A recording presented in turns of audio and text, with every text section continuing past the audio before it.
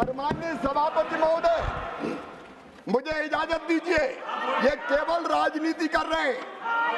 Swaminathan committee की report में जब ये कहा गया कि लागत पर 50% मुनाफा देकर समर्थन मूल्य घोषित करना चाहिए, यूपीए की सरकार ने, जब मनमोहन सिंह प्रधानमंत्री थे, उन्होंने साफ तौर पर यह कैबिनेट नोट है, मैं इसको सामने सदन के रखना चाहता हूं। इन्होंने ये कहा कि एमएसपी को उत्पादन की भारित औसत लागत से 50% अधिक तय करने की सिफारिश पर यूपीए सरकार ने कैबिनेट में यह कहते हुए स्वीकार नहीं किया कि सीएसीपी द्वारा प्रासंगिक कारकों की व्यवस्था पर विचार करते हुए एक वस्तुनिष्ठ मानदंड के रूप में एमएसपी की सिफारिश की गई है। इसलिए लागत पर कम से कम 50% की वृद्धि निर्धारित करना बाजार को विकृत कर सकता है।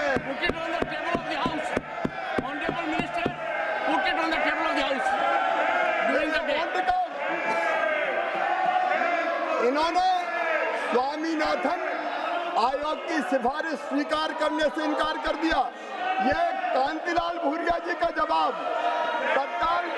तत्कालीन कृषि मंत्री, उन्होंने कहा कि स्वीकार नहीं किया जा सकता। सम्मानीय शरद पवार जी का जवाब, जो सरकार में मंत्री थे, उन्होंने भी कहा कि सरकार सीपी की सिफारिशों के आधार पर एमएसपी तय करती है और इसलिए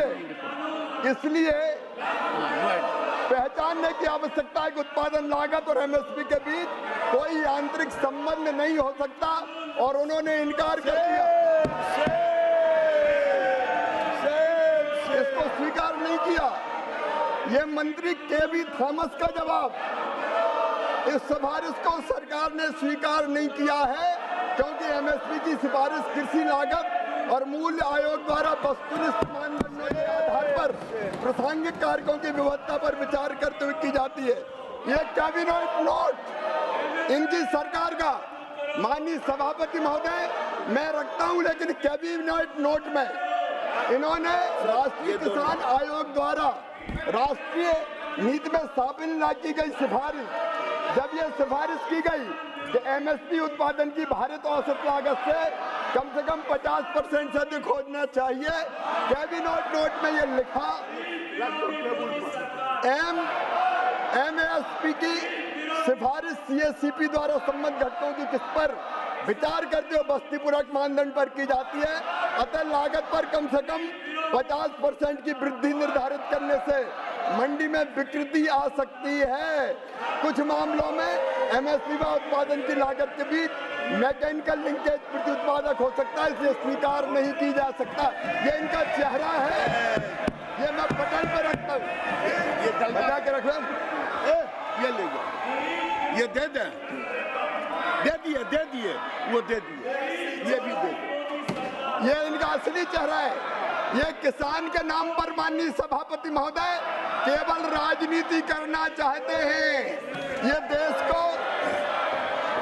देश को अराजकता में झोंकना चाहते हैं। लेकिन मैं पूरी जिम्मेदारी के साथ कृषि मंत्री के रूप में कहता हूं, प्रधानमंत्री जी के नेतृत्व में खेती को लाभ का धंधा बनाने में और किसानों की आमदनी दुगनी करने में कोई कसर नहीं छोड़ेंगे। हम दिन और रात काम करेंगे। कई फैसले लिए हैं और आगे भी किसान हितैषी फैसले लिए जाते रहेंगे। धन्यवाद माननीय सभापति महोदय।